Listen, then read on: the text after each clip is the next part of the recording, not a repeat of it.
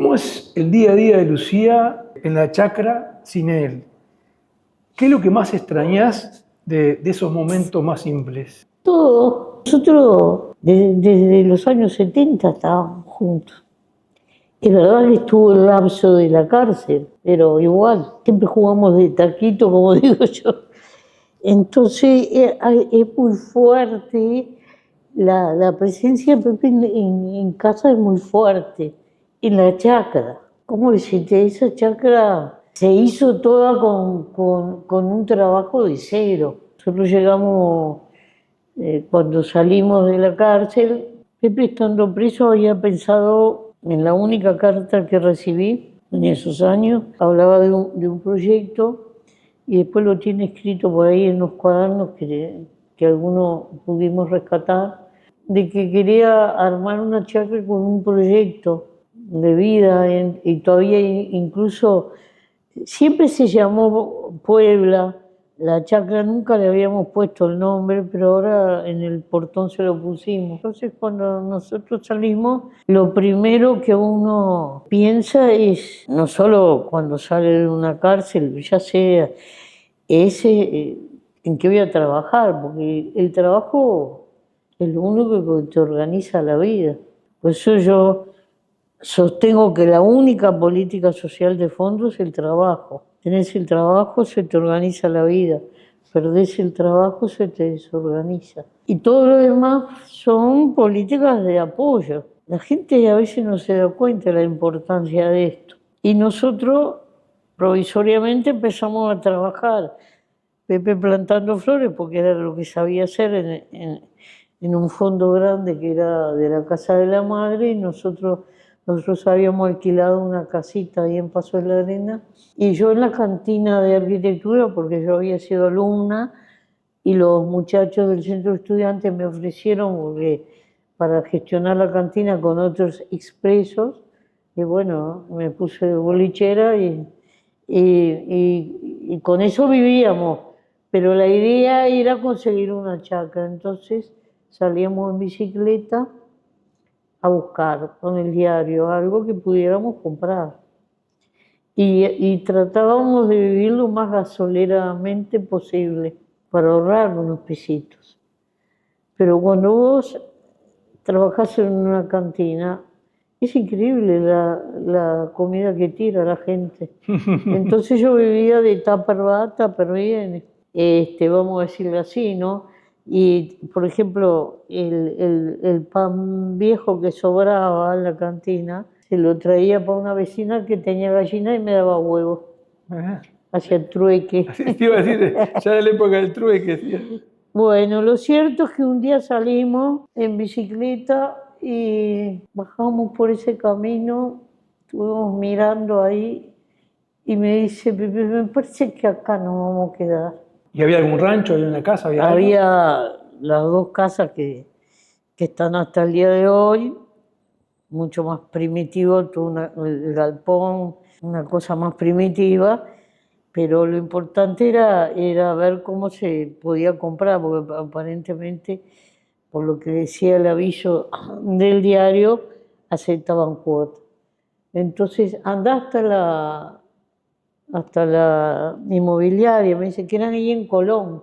Resulta que la inmobiliaria era de un muchacho que era hermano de uno con el que yo había estudiado arquitectura. En un país como Uruguay, que es increíble, somos tan poco dados paso y te encontrás con alguien, o que era pariente, o conocido, o un conocido en común. La gente no se da cuenta de esto. Nosotros teníamos unos pesos ya ahorrados a esa altura. Eso era como por noviembre del 85, habíamos salido el 14 de marzo. Hicimos la oferta.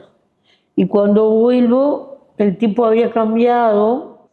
Y bueno, cambió el precio, había aumentado. Y bueno, y empezamos a conversar. Y me dice, Pepe, ponele los chanchos sobre la mesa a eso no se resiste nadie. Y bueno, y tal, hicimos esa entrega que era todo lo que teníamos de plata y 3 cuotas, que fueron un sacrificio brutal. Y nos quedamos con un poquito así de pesto para sobrevivir los primeros meses que los tuvimos que poner. porque ninguno de los dos nos acordamos que había una comisión para la inmobiliaria. Claro, para la famosa comisión de la Claro, inmobiliaria. después de 12 años de estar encerrado, ¿qué te vas a acordar de la comisión? Lo cierto es que llegamos a ese lugar 0 kilómetros. Mirá, bueno, y lo Pero contó. el italiano que estaba ahí, que se fue, había dejado, nos recogió una cosecha de zapallitos y de zanahoria, razón por la cual conozco todas las recetas habidas por haber con zapallitos O sea que y zanahoria que puedan.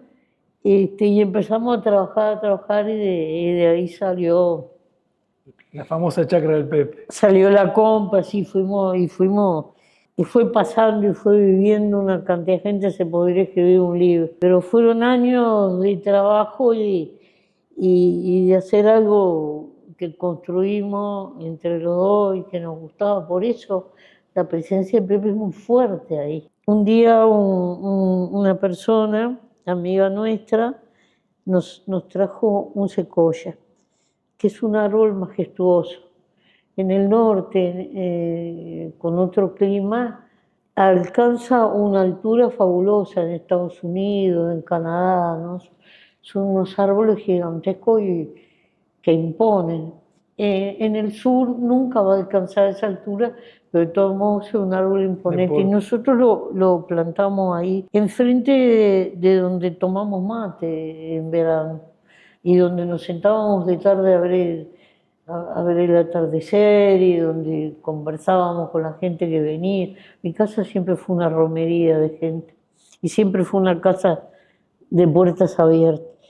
Entonces ese árbol empezó a crecer y que sigue creciendo. Se hizo grande y majestuoso y bueno, nosotros teníamos una perrita que era sanducera, La Manuela. Manuela, la habíamos traído así de chiquita, de Paysandú, y vivió 22 años con nosotros. Los perritos chicos viven más que los grandes. Bueno, y un día se murió, ya no tenía ni dientes ni nada. Y Pepe lo enterró ahí. Y después, hablando, dijo, yo el día que me muera quiero que me prenda fuego, así, eran las palabras primitivas que él usaba, y tiren la ceniza acá. Lo dijo, no estaba enfermo ni nada en ese momento, y siempre repitió esa idea, y después cuando estuvo enfermo y cuando estuvo más cerca de él, siempre estuvo la misma idea. Es decir, él siempre fue partidario de volver a la tierra, porque él amaba la tierra. Soy casi panteísta, te decía. Y volvió a la tierra ahí, está ahí. Sí, nosotros incineramos el cuerpo como nos había pedido y desparramamos ahí la ceniza.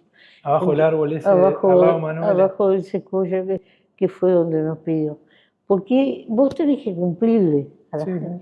Ahora bien, él como era consciente y estuvo lúcido hasta el último día, él se pasó dando órdenes de planes de lo que teníamos que hacer y que no nos olvidáramos de una yuya infame que se llama Pasto Bolita, que en el verano va a venir y hay que tratar de atacarlo así. Tiempo que veníamos cambiando, porque cuando en Argentina y Brasil aparece con fuerza el dengue, en Uruguay prohíben el agua en los cementerios. Y la mayor venta de flores en Uruguay se hacía en los cementerios.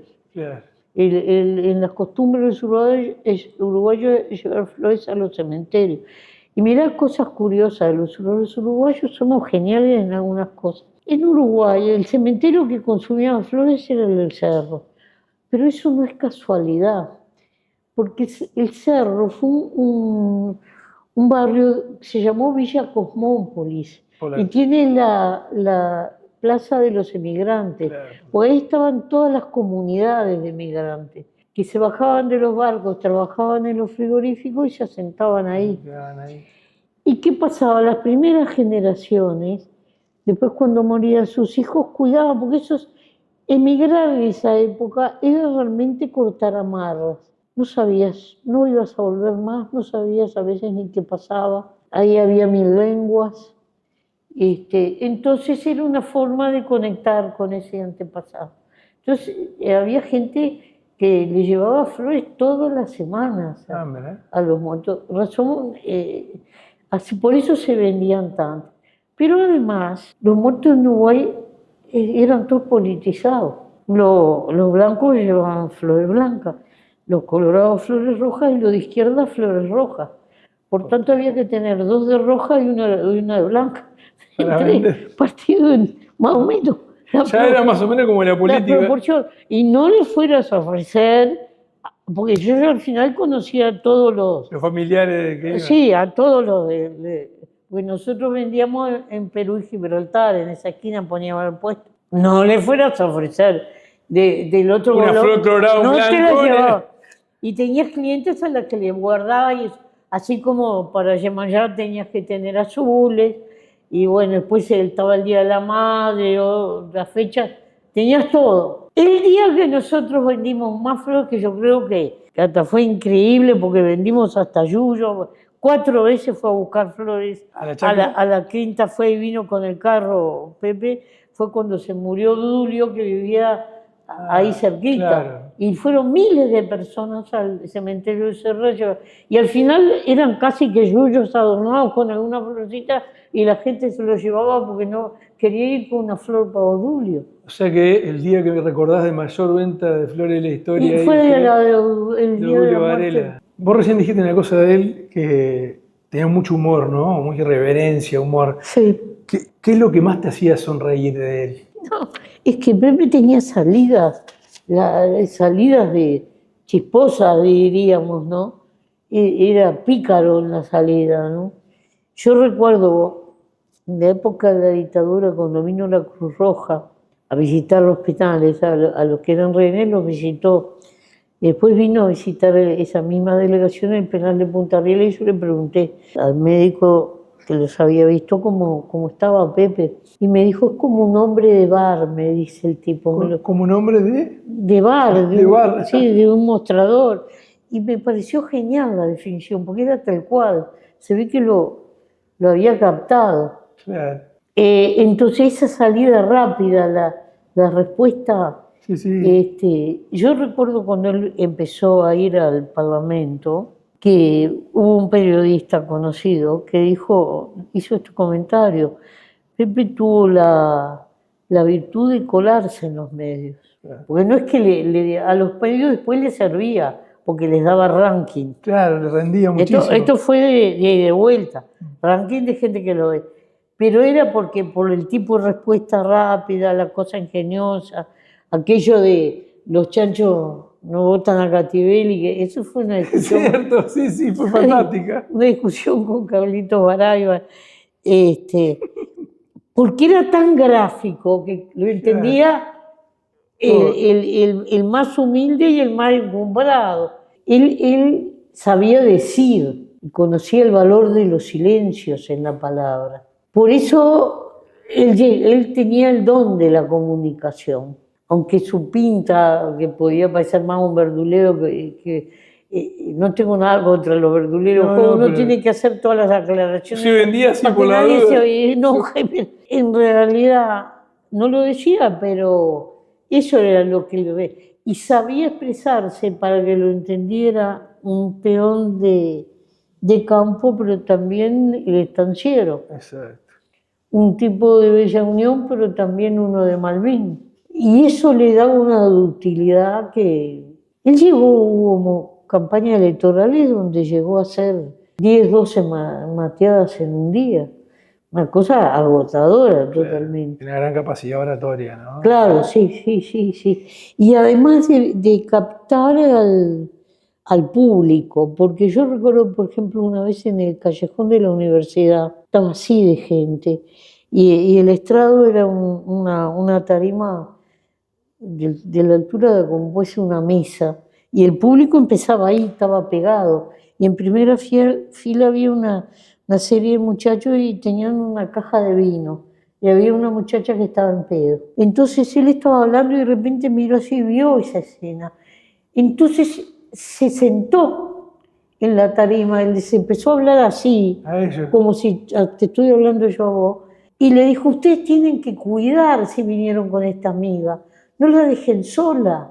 ¿Cómo? Entonces los locos bajaron las cajas. Acá, Y ahora la tienen que acompañar a la casa y tienen que pensar bien que cada cosa tiene su lugar. Los rezongó, le dio un bruto rezongo. Y los chilenos aguantaban el molde, después terminó la actividad y se fueron. Al otro día vino la madre y le digo, ¿cómo hizo para convencerlo? Agradecidísima la madre de la botija. la botija, claro. ¿Qué pasa? Él en ese momento, por arriba de todo el público, Veía las situaciones particulares. eso porque le importaba mucho a la gente joven. Nadie le habla a los jóvenes y acá está habiendo crisis de abuelos, decir. Cuando después Pepe, pasa el tiempo, obviamente, asume la presidencia de la República, vos serás vicepresidenta del Senado, después fuiste senadora. ¿Cómo manejaban esa relación, ¿no? de peso de gobernar juntos sin que afectara a la pareja, ¿no? O sea, Primero te voy a contar otra cosa. Cuando nosotros llegamos a esa chacra que estoy hasta el día de hoy, recién salido de la cárcel, en ese barrio ganaban los partidos tradicionales, ahora gana el Frente. Nosotros éramos sapos de otro pozo.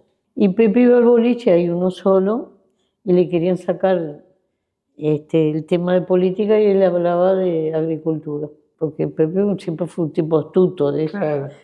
Entonces, él se fue ganando, era un boliche casi que masculino, porque era un boliche de un barrio de chacarero. Se fue ganando como la amistad porque nos vieron trabajar, porque para un chacarero verte trabajar es una cosa muy importante. Ahora bien, cuando sale diputado dijeron, ahora se va, porque en este barrio que va a haber un diputado, nunca hubo en la vida, se quedó, ya eso cambió. Después senador, después ministro, ya la cosa venía salada. Ya cuando se quedó y era presidente, bueno, los que lo votaban y los que no lo habían votado, era el presidente del barrio. Claro. ¿Entendés? No hubo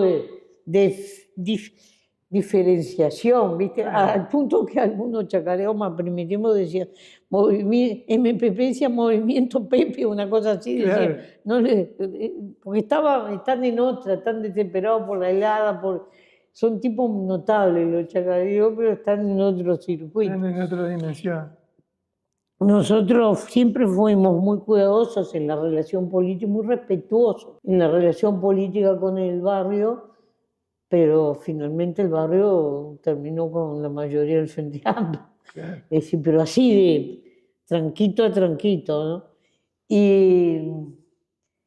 Y eso fue un honor para el barrio. Nunca pensó el barrio que pudiera haber un presidente que viviera ahí. Yo como encabezaba la lista del sector más votado, yo siempre pensé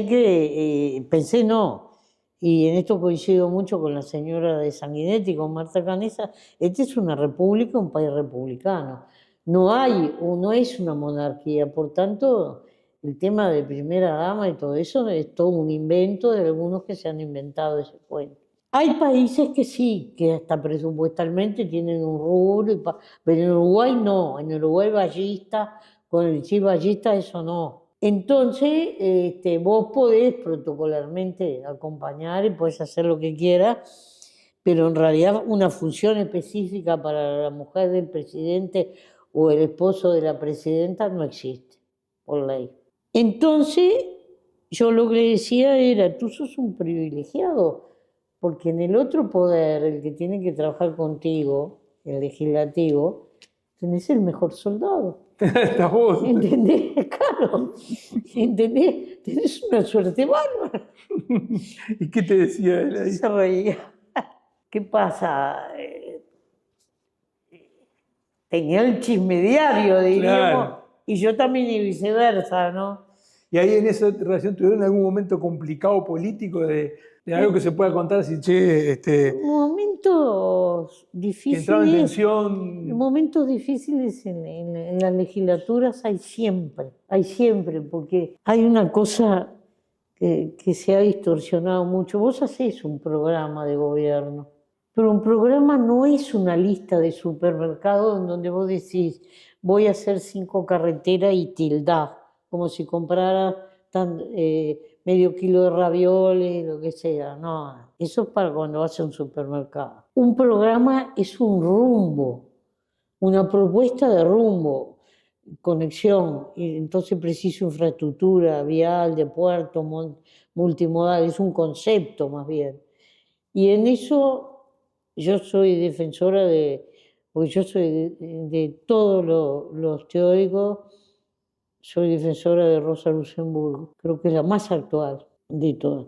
Y Rosa dice una cosa que es interesantísima, cree el militante que porque tiene el programa en el bolsillo lo sabe todo. Se equivoca, es apenas un rumbo, porque están los imponderables y puede haber imponderables positivos e imponderables negativos. Brevemente te voy a poner 2 ejemplos. Cuando el primer gobierno del Frente a nosotros se nos cruzó un imponderable positivo, que fue que un día apareció Miguel Brezhnev con el Plan Ceibal. Y el Uruguay fue el primer país en que la brecha informática no pasaba por la plata que tenías en el bolsillo, porque empezó a estar en la educación pública, gratuita y laica. Y eso fue un salto para el Uruguay. Y no lo cuestionó ningún gobierno que vino después y sigue hasta el día de hoy, cada vez se desarrolla más. Pero estaba en el programa del Frente, se había discutido aunque sea medio minuto, no, ni por las tapas se nos pasó. Lo das de vuelta al revés, no lo encontrás. Y tuvimos un imponderable después, ya en el segundo gobierno negativo, que fue el tornado de Dolores. Entonces, a las 4 horas, había 4 ministerios ahí trabajando, el de Defensa, el de Interior, el de Salud Pública y el de Obras Públicas, y más todo el voluntariado y demás. Y Dolores se reconstruyó todo, rápidamente, menos el alma de los doloreños, que es lo único que no podés reconstruir. Pero ¿qué pasa? Vos tuviste que decirle al que estaba esperando la vivienda y justito le iba a tocar ese mes, vas a tener que esperar un poquito, porque acá hay una emergencia. ¿Estaba en el programa? ¿Era algo para tildar en el programa? No, está mal. Pero ahora parece que todo es mecánico y te lo dice el chat GPT y tiene que estar. Entonces, hay un primitivismo que se ha instalado en la discusión política. Y esto Pepe lo manejaba bien, porque tenía la rapidez de poder visualizar algunas cosas. Me acuerdo siendo diputado, él se mete en la comisión de ganadería, ¿no? Porque le gustaba el tema. Entonces, medio no estaba claro si lo habían invitado o no, creo que había sido una invitación genérica a la actividad de la Federación Rural. Y él les cae, dice, vengo a codearme con los dueños del poder, le dice. Los tipos se murieron de la risa. Sí, me quedó. Después, con acuerdos y desacuerdos. Pero se acordaban siempre de eso. Él trató de darle una mano cuando vino el tema de las tosas, el gobierno de Valle, y González, que era el ministro, tuvo una cantidad de problemas. Bueno, es decir, siempre, y en el Parlamento se pasó dialogando. Si el ambulatorio hablara. Las cosas que contaría de Pepe. Y justamente un año después, ¿no? ¿Vos pensás que Uruguay y América Latina están honrando el legado y la memoria de Pepe, o pensás que hay fuerzas que buscan borrarlo? La palabra legado era una palabra que Pepe detestaba. Me acuerdo. Porque dice, nosotros somos como una hormiga en el universo. En todo caso, somos parte de la historieta. No, pues fue una parte importante de la historia, ¿no? Bueno, yo sería muy pretenciosa si contestara en términos absolutos esa pregunta. Nosotros nos estamos esforzando por eso. ¿Qué tanto lo logramos? Y si lo logramos en toda la cancha, es muy temprano para decirlo. Pero el día que nosotros ganamos la elección. ¿Te acuerdas que se decía, van a dar el resultado tardísimo, va a ser justito? Todo eso que se decía. Nosotros estábamos sentados enfrente a la televisión y ahí al poquito que empezó el asunto salió el resultado. Ya lo veías hasta por las caras de los periodistas que algún dato tenían. Entonces dijo Pepe, qué suerte, ganamos y con ese margen cumplieron los compañeros. Esto es el mejor premio. Él lo vivió así.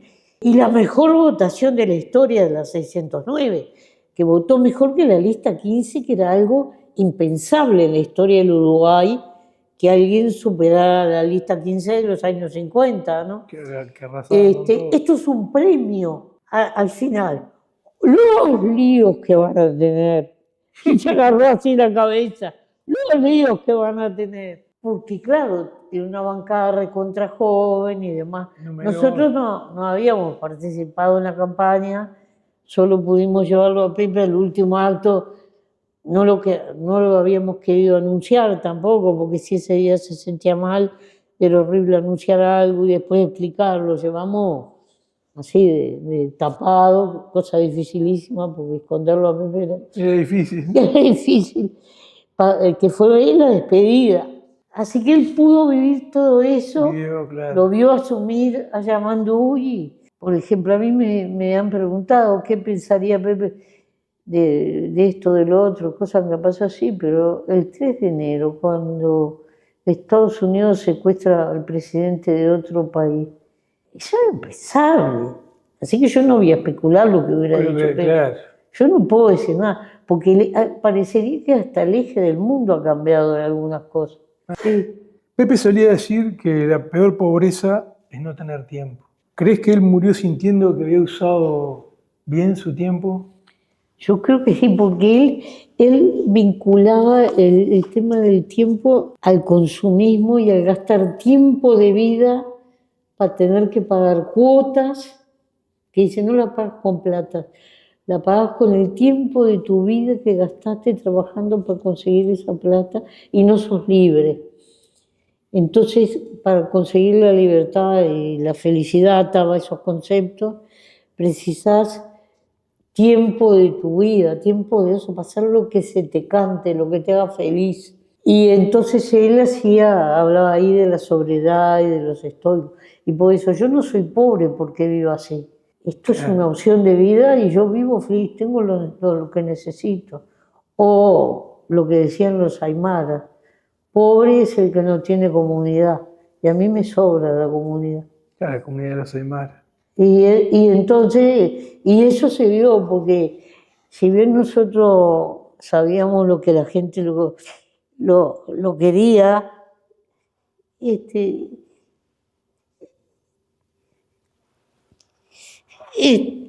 ese día fue mucha gente. El día de Pepe fue impresionante, tuvieron que extender, ¿no? Nosotros tomamos algunas decisiones. Primero, nada más que 2 banderas patrias, ninguna bandera sectorial, porque era un hombre amplio, tenía la de Artigas y la nacional. Y segundo, hasta que no pasara el último, pero el arco fue impresionante. Sí, uno se acuerda de las imágenes, gente, muchísima gente, y aparte de todo, ¿no? O sea, de todo, variopinto. De todas las clases sociales, y el que quiera cantar, que cante, el que quiera rezar, que rece, que se exprese como quiera. Porque eso era la vida. ¿Te acuerdas que hubo gente que se puso a cantar? Sí, hubo muchísimas cosas. Entonces, eso, yo sé que hubo gente que hubiera querido que estuviera la bandera del Frente Amplio, del MPP, pero nosotros no quisimos. Yo le pedí solo eso a los compañeros, porque vos tenés que respetar la persona. Claro. Ahora, ¿no? Si pudieras decirle algo que que capaz que no llegaste a decirle a Pepe? ¿Necesitas decirle algo? ¿Qué le dirías? Hablamos tanto que Me imagino, la verdad abajo de ese que... árbol. Porque nosotros estábamos siempre hablando, vamos a decir, en mi casa. Pero no siempre de política, porque la gente también se hace un esquema a veces en la cabeza. Podíamos hablar de Gardel, que los dos nos encontrábamos, poníamos Clarín y escuchábamos Fieles, que en todas las horas pares tiene Una canción de... fieles oyentes de tango, porque nos gustaba el tango, pero últimamente nos habíamos sumado también al rap porque entendíamos que eran los juglares de este siglo y eran los únicos tipos que están comprometidos con la realidad, los raperos. Y Pepe no llegó a ver lo de Bad Bunny, pero yo me hice hincha ahora de Bad Bunny, porque salió ahí y dijo lo que tenía que decir. Y podíamos estar hablando de política o mirando el informativo y un comentario o cada uno leyendo lo suyo y leyéndose. Y Pepe siempre no podía pasar por mi casa que no te propinara un pedacito del Quijote, sobre todo el discurso de los cabreros, que para él era la parte más maravillosa. Tenía el librito siempre al lado, pero le gustaba la poesía. Y al final me pidió, y gracias a Héctor Vido lo pude conseguir, que le consiguiera las obras completas de Rubén Darío, porque es la mejor pluma de Latinoamérica. Y entonces le leí varias veces esa poesía hermosa a Roosevelt. ¿Se la leíste vos? Sí, ya al final él tenía más dificultades para leer, entonces se la leía. Yo que no leía, él leía muy bien en voz alta. Yo no leo tan bien, pero bueno. ¿Qué parte más te acordás de eso que le leías? De esa poesía. Esa poesía hay que leerla toda porque lo que describe es el drama de Latinoamérica. Léela después cuando puedas. Sí. A Roosevelt se llama. A Roosevelt. Es una cosa imponente porque la pluma de Rubén Darío le incidió hasta Antonio Machado, entonces te darás cuenta que... Pero no, era una cosa. Después él tuvo Zooms en su vida Él tuvo un Zoom con Yuval Harari. Y él siempre contaba esa conversación que él tuvo, porque hablaron de filosofía, estaban en otro, ¿entendés? Entonces, era todo ese mundo se desarrollaba en esos pocos metros cuadrados que tiene mi casa. Pero nosotros no precisábamos más, porque éramos dos, limpiamos un periquete, no precisábamos a nadie. ¿Entendés? Yo cocino bien y ta. Y Pepe, como tiene alma de gordo, disfrutaba de la comida. Es más, al final que ya la dieta y eso, no podía comer. No comer, le dije a la dietista, no, yo le voy a dar lo que le gusta. Porque claro. Es que la aventura de convivir, que tiene etapas según la edad que tenga, ¿no? Eso lo decía muy bien, lo expresaba Pepe. Está hecha de estar todo el tiempo diferenciando lo trascendental de lo secundario. No te podés pelear porque hay un mate frío. No tiene sentido. La vida es mucho más importante. Entonces, yo creo que se ha vuelto tan precaria la relación humana que ha caído hasta en terreno de lo descartable, de luce y tire. Por momentos pienso eso, que eso vuelve a la gente más infeliz y más en soledad. Entonces hay que pelear contra eso, hay que disfrutar la relación humana. Eso es lo que yo le digo a la gente. Si te vas a convivir con alguien, si te enamoraste, zambullite con las dos manos y los dos pies, al mango, que te quiten lo bailado. A mí, yo digo eso, que lo que vale la pena, te lo quita nadie.